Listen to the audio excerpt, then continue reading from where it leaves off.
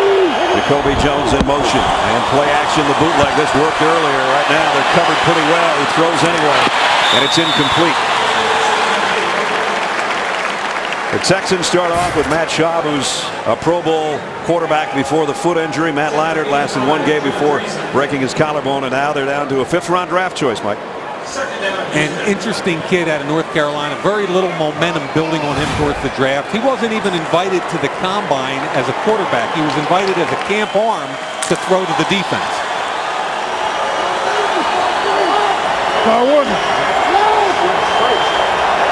Second down and 10.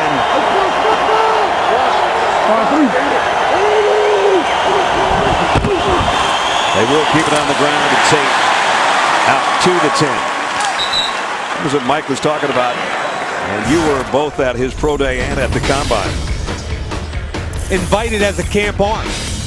In this drill, he's throwing to a defensive back. He's not throwing to wide receivers. It's a high point drill for the defensive back. Here, linebackers breaking off a cone, coming back to the football. Now this is where he started to impress people at his pro day at North Carolina. Pro-style, conventional attack. All the teams in the league were there. He threw the ball over 100 times and was very impressive. Keep it on the ground, Foster, and Foster can't get away from Antoine Bethea again. And now the Texans are going to have to punt from deep in their own end zone. Antoine Bethea is a good football player. Came into this game with 120 tackles, a couple of forced fumbles. I think he's gotten smarter. His angles have gotten better, and he's turned himself in his 6th year out of Howard into a good football player. Garcon asking for some noise as Turk, the oldest active player in the league, punts high. Garcon, fair catch.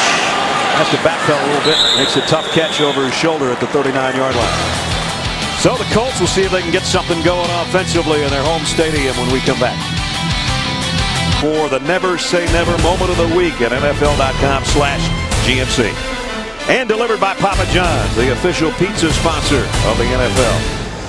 We're talking about the Combine. You can see the future of the NFL. 2012 Scouting Combine. Watch the top draft prospects go through the drills and work out for NFL coaches and scouts right here in Indy. Critical step to the path of the draft. Scouting Combine this February only on NFL Network. And of course, Mr. Mayock, always a major presence here for that. 48, hot, 11. Colts on first down from the 39. Play action. Orlovsky loads and fires. Good throw and catch. First down to Reggie Wayne. Pickup of 17. Play action. When we talked to Orlovsky yesterday, what did he tell us he wanted to do? He likes driving the ball outside to the perimeter. Right. And as you can see, the timing is good. The corner is off. Really good job by Orlovsky. So the Colts at the Texans 44. 11. Eldridge, at tight end, sets up in the slot. Whoa, almost a fumble there. It looked like as he was trying to get it to a die. It looked like a ball almost came out of Orlovsky's hand before he got it to number 29. Interesting what Orlovsky told us. You know, first of all, he wants to throw it to the perimeter. Secondly, he loves play action, clear vision, clear feet. And lastly, not like Peyton, he likes being under center. He feels like in the shotgun, when he has to look to catch the football, he loses the linebackers and defensive backfield. Every quarterback's comfort level, Brad, is different. Colts go without a huddle, but not hurrying here. On second down and 10. With 6 minutes remaining in the half. No. And now he steps back into the shotgun. I haven't heard from Pierre Garçon. Well, you would have. Well, you will. Interference on Joseph. I thought he was looking that way. He had a one-on-one opportunity. Really tight coverage by Jonathan Defense, Joseph. number 24. 5-yard penalty, automatic first down. Okay, here we are in press. Bale gets that. Hey, look at that's a mugging right there, folks. Okay. you know I'm a former defensive back, and I'll be a little bit liberal on that, but that's officially a mug. Don't shake your head, Jonathan Joseph. That was a mugging, young man. That certainly was. And by the way, what a great free agent acquisition by Houston in the offseason. He and Daniel Manning have solidified that secondary. So it's holding, not pass interference, and the penalty has it just inside the 40-yard line. A dive. Keep banging it in there. He's not getting big gains, but 2 or 3 at a crack. Tim Jamison made the tackle. Let's give him some credit for holding this game at 10. Exactly. You know, you're down 7-0 in less than a minute of this football game, and you've got to stay patient. I give Clyde Christensen, the offensive coordinator, credit. Just slow it down. This is not a no huddle where you're trying to get Peyton Manning to speed it up. And no, take your time, run the clock. See if they go play action here on 2nd down. And 8. They do. Orlovsky fires to the perimeter again and almost caught by Collie, and now another flag. They're going to get Manning. Ball is underthrown. Receiver always has the advantage, and Manning was working hard because he was beat. Watch what happens with Manning. He's trying to work hard to get back to that underneath hip. He's beat right here. He knows it. He never looks back to the very end and runs right into him. No question about that play. Automatic. First down. The 4 penalties on the Texans defense and a couple on this drive have kept the drive alive for the Colts. At the 21 with a first down. Donald Brown checks in to the Indianapolis backfield.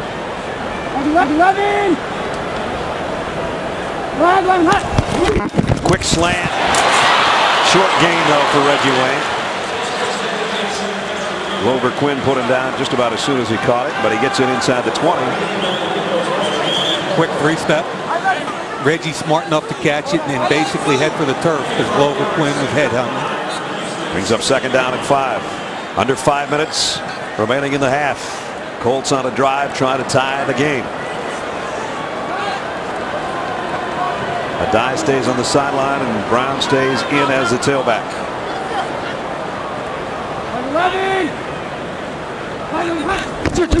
And he'll get the carry. Got to the 14. That's it. Brian Cushing on another tackle. But you know, it's not impressive, and we don't go ooh and ah like when we watch Peyton play. But what they're doing is methodically picking up 3, 4, 5 yards. That slant pass was fine. Picked up 5. Right. He just picked up 2. It's 3rd and 3. Manageable situation where you can run or throw.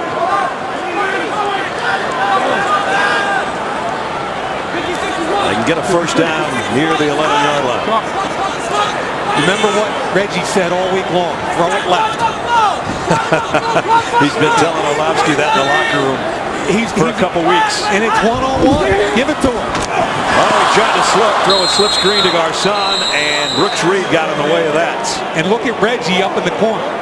As soon as that play happened, he had his hands up going, are you kidding me? I have one-on-one. That's all we need right there. I'm the best player on this field. Let's take advantage of it. Jason Allen covered me? Nah. I think he's frustrated. He knew he had an opportunity to make a play.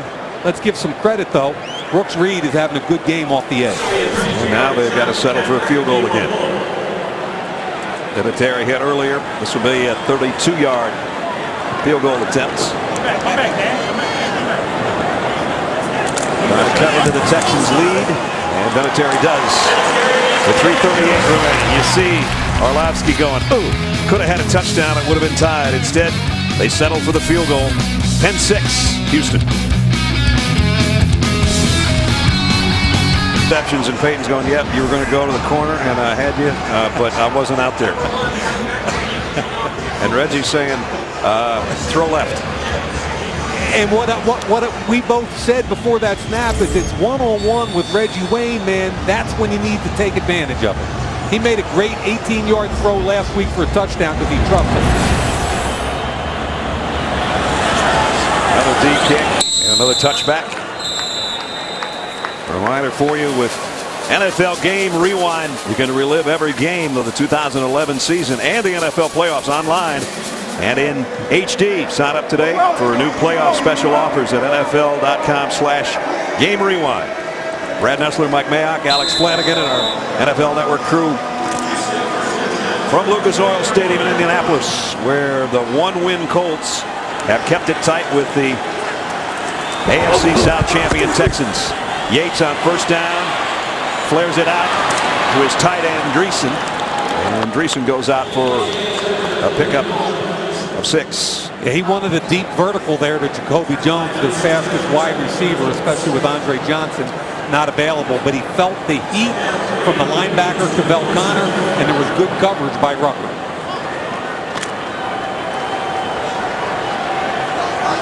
As we approach 3 minutes, Texans have all their timeouts. Second down and long 3.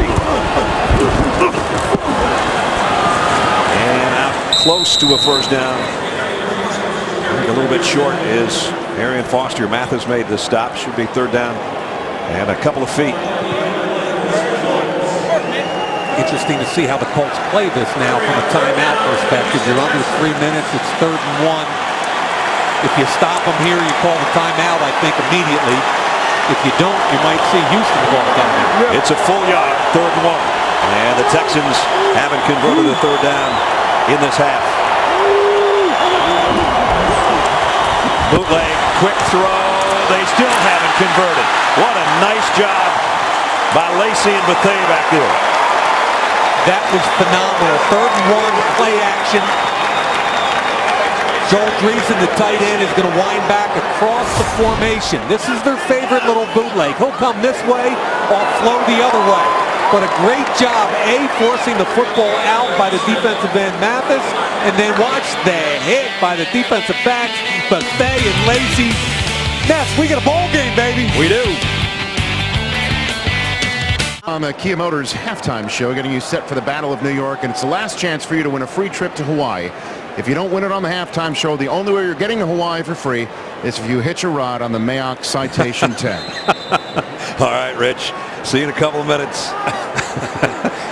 Matt Turk to punt.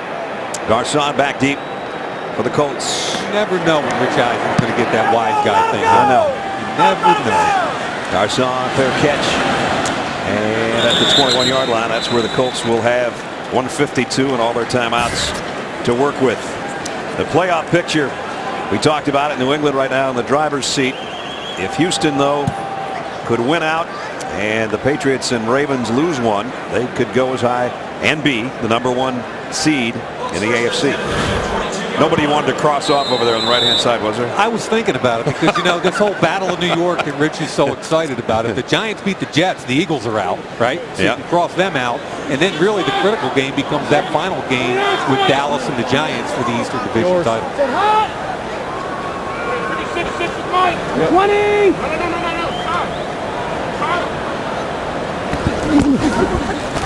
The quick out. Reggie Wayne out of bounds after a pickup of 4. That's just a little drive starter right there. We got 1:48, 3 timeouts left for both teams. Interesting to see how Orlovsky, who, Brad, is a 7-year veteran, but won his first football game as a starter last week. Isn't that amazing?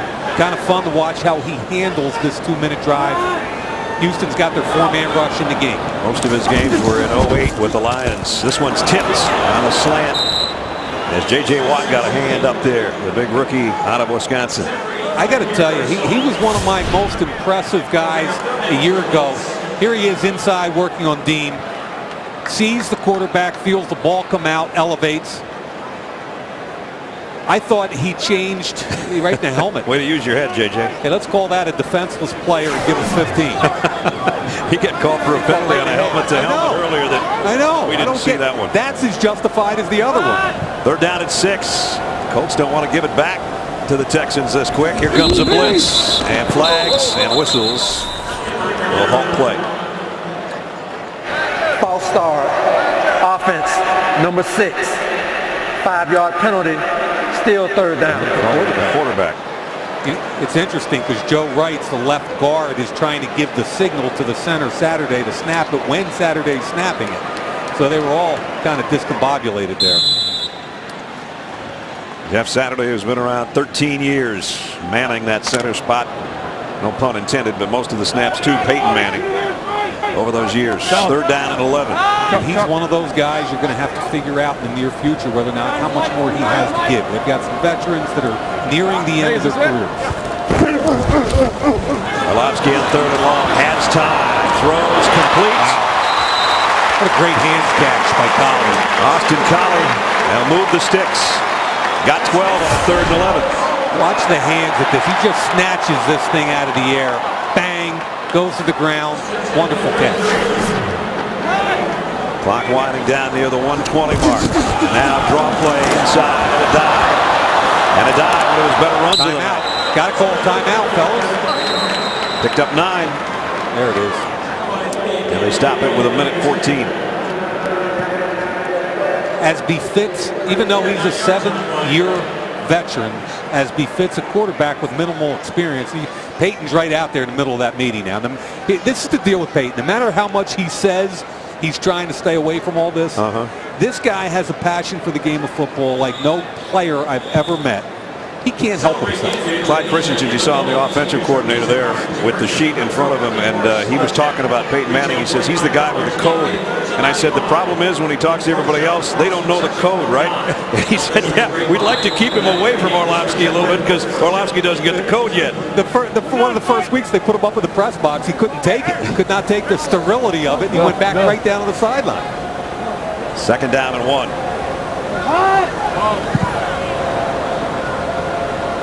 Man coverage across. You got an opportunity here. They're going to take a shot on a slant to Garcon. And he's down to the 41-yard line. Good throw and catch. Yeah, Garcon won that at the line of scrimmage.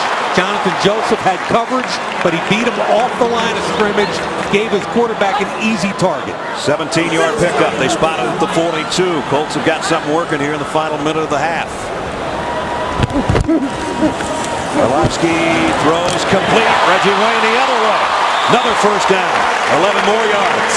They're in their dime package. Jason Allen playing the right corner. Reggie Wayne can beat him all day long. Good job by Orlovsky. Back to back, taking advantage of man coverage. Still have 2 timeouts left. They'll snap it with about a half minute to go in the quarter. A dive. He's cracked at the line of scrimmage. Maybe got a yard. Brooks Reed makes the stop. And timeout. 1 timeout remaining with 26 seconds left. I kind of liked how they had that going with the pass game there. Yeah. And I understand at this point with the ball in the 30, 8 yards on the snap is 38. It's a 48-yard field goal attempt. I know they're trying to protect points, but they can be a little more aggressive. Now, here he is. The first one, Garcon does a great job at the line of scrimmage. That's a pass that should be caught every time. And this time, the left side. Reggie Wayne puts it on his back shoulder. If he got it out in front, maybe he gets through that leg tackle right there if he doesn't have to slow down for the ball behind him. They took over at their own 22 with 1:52 to go. This is the 8th play of the Colts drive with 1 timeout remaining. And as Mike said, right now they're in 48-yard field goal range, but they'd like to get more. On the Falcons, on the Falcons, on the Falcons. At the 30. Dime personnel, 6 defensive backs, 1 linebacker. They'll draw play and a dive found an opening inside the 20. Now they can get up and spike it or take the timeout, which they do. Orlovsky was, I think, telling his coaches he wanted to spike it. He wanted to save that timeout. Take another shot. I'm with him. But a good run, the best of the night by Joseph Adai. Nice job here. Nice job by Jeff Saturday at the 2nd level right there. Remember, he's not a guy that's going to push you all over the field, but he's a leverage positional blocker. Wrights has inside position. Saturday at the 2nd level, inside position on Cushing. And a real good job by Adai of picking the correct hole. You could hear the boos start resounding around Lucas Oil Field, and then he busted through the back end and it became cheers and a first down in the red zone. It's like a coach with the 3-point shot. Yeah. No. Yeah. Great shot. Yeah. But they used that timeout. Let's see if that comes back to hurt them. Yeah, I would have liked to see them spike it there. Orlovsky in the gun at the 18. Might have been false start, I think, on the right guard. Before the snap, false start. Offense, number 71. 5-yard penalty, still first down. It was on Ryan Dean. Costly. Those 5 yards here and there will kill you. See, what's happening is the left guard will tap the center, when he knows Orlovsky's ready. There's the tap and the right guard jump. They're all kind of looking inside so that Jeff Saturday doesn't have to look through his legs and he can identify pass protection. That's what a lot of the teams around the league are doing now. Remember, if they go down the middle of the field on a throw here, they got to get up and spike it in a hurry. Out of timeouts. And 1st and 15 now. Orlovsky is going to go to the end zone and overshot everybody. Garcon, the intended receiver, and Jonathan Joseph was covering. You know, I think Garcon had an opportunity there because he won inside. Watch him inside. Now, if you throw this ball inside of him, he's got a chance to make a play because the safety, I don't think, could have gotten there. Throwing it out of bounds there does you no good, except at least it gets the clock stopped. I think he could have just ripped it in there. And if they try to throw down the middle and get a first down at the 9-yard line, they are going to have to hustle to get the clock stopped. Yep, and Houston knows that.